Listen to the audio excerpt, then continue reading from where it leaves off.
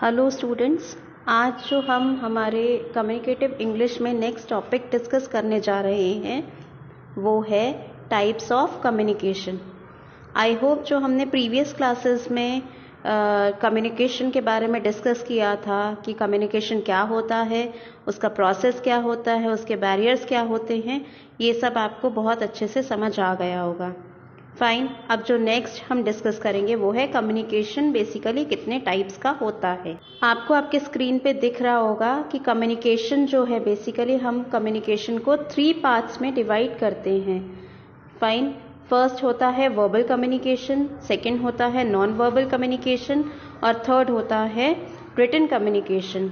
अब ये verbal communication को भी अगेन 2 सब पार्ट्स में डिवाइड किया गया है। फर्स्ट है face to face communication and second है telephonic communication. Fine. Non verbal जो होता है वो साइन लैंग्वेज के ऊपर बेस्ड होता है, तो वो उसकी कोई कैटेगरी नहीं है।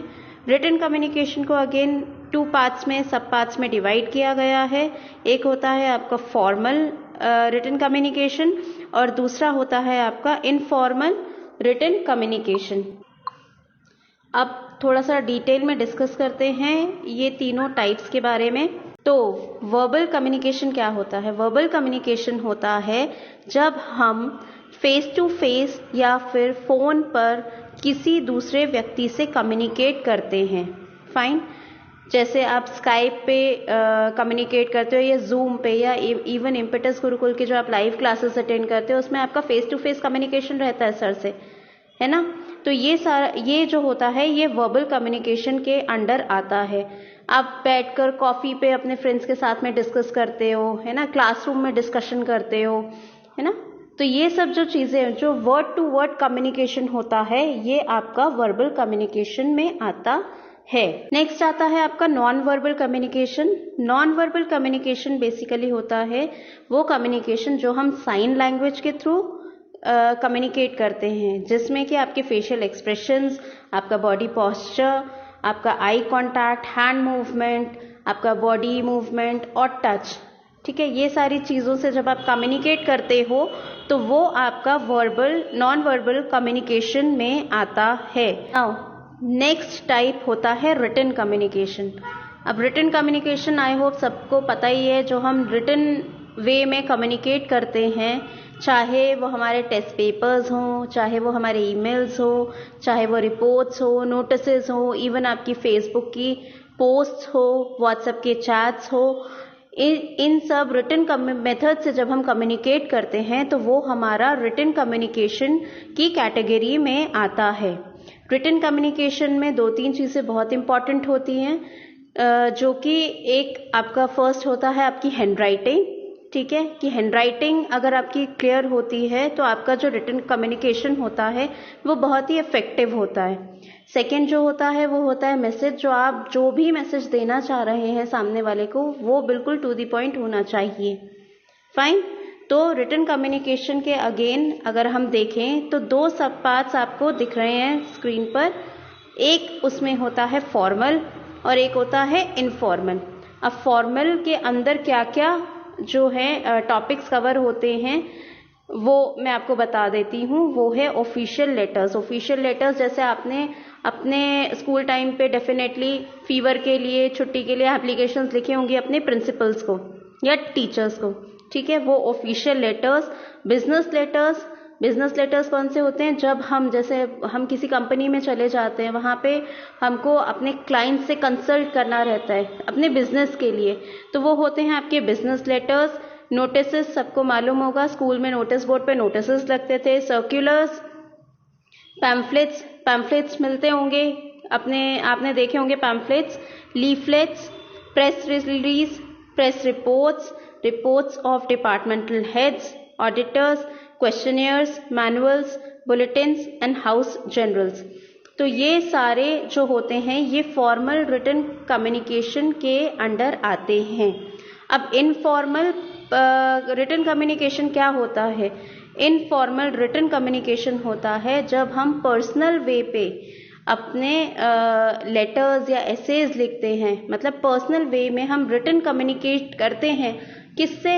हमारे फ्रेंड्स से, हमारे फैमिली मेम्बर्स से, हमारे रिलेटिव्स से, ये उसमें जो हम कम्युनिकेशन का मेथड चूज करते हैं रिटन वे में, वो हमारा सब रिटन कम्युनिकेशन इनफॉर्मल कैटेगरी के अंडर आता है। ये हमने कम्युनिकेशन के टाइप्स के बारे में डिस्कस कर लिया है। अब कम्युनिकेशन का एक बहुत ही इम्पॉर्टेंट पार्ट जो होता है वो होता है लिसनिंग।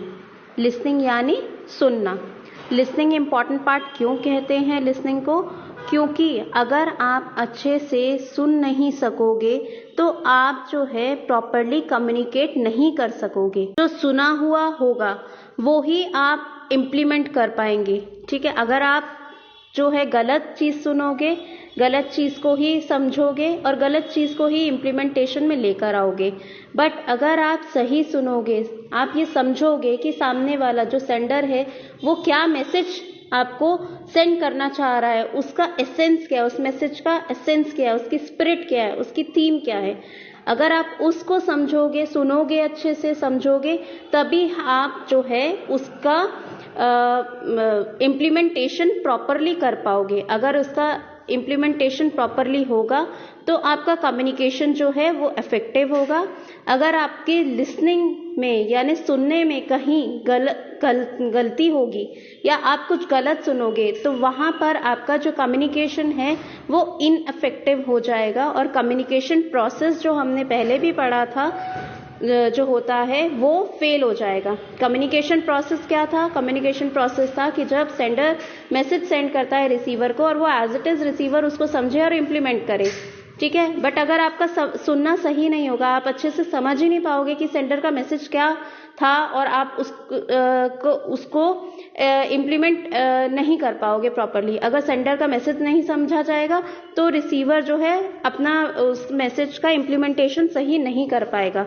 इसीलिए जो लिसनिंग है उसको बहुत इंपॉर्टेंट पार्ट बताया गया है कम्युनिकेशन प्रोसेस का। नेक्स्ट, क्योंकि अभी हम सब देख रहे हैं कम्युनिकेशन में एक नया टाइप और ऐड हुआ है जिसको हम बोलते हैं विजुअल कम्युनिकेशन। विजुअल कम्युनिकेशन क्या होता है? विजुअल कम्युनिकेशन होता है जो हम ये टीवीज में देखते हैं ना, एड्स देखते हैं, या फिर हम जो सोशल मीडिया यूज करते हैं। अब सोशल मीडिया सब लोग यूज करते होंगे, चाहे वो फेसबुक हो, चाहे व्हाट्सएप हो, चाहे ट्विटर हो, चाहे गूगल हो। ठीक है, ये इसके थ्रू जब हम कम्युनिकेट करते हैं तो वो विजुअल कैटेगरी के अंडर आता है, विजुअल कम्युनिकेशन के अंडर आता है। इससे क्या है, इससे कुछ प्लस पॉइंट्स भी हैं डेफिनेटली और इसके माइनस पॉइंट्स भी हैं। फाइन, तो इसके जो प्लस पॉइंट्स और माइनस पॉइंट्स हैं वो आप लोग मुझे रिटन वे में एज नोट्स पूरे लिख कर दोगे कि what are the advantages as well as what are the disadvantages of visual communication. Fine, अब नेक्स्ट जो हम टॉपिक डिस्कस करेंगे वो है कैरेक्टरिस्टिक्स ऑफ कम्युनिकेशन। कैरेक्टरिस्टिक्स यानी विशेषताएं। फाइन, विशेषताएं, कम्युनिकेशन के कैरेक्टरिस्टिक्स क्या होने चाहिए, इफेक्टिव कम्युनिकेशन हमारा कैसे हो सकता है, उसमें क्या उसके प्रिंसिपल्स होने चाहिए, क्या उसके प्लस पॉइंट्स होने चाहिए जिससे कि हमारा कम्युनिकेशन प्रोसेस सक्सेसफुल हो। तो आपको ये 7 C's दिख रहे हैं आपके स्क्रीन पर, दैट इज 7C और oblique principles of communication. Principles of communication, जैसे कि मैंने बताया कि ये वो पॉइंट्स है जिसको कि अगर हम ध्यान में रखें तो हमारा जो कम्युनिकेशन है वो बहुत ही इफेक्टिव एंड सक्सेसफुल होगा।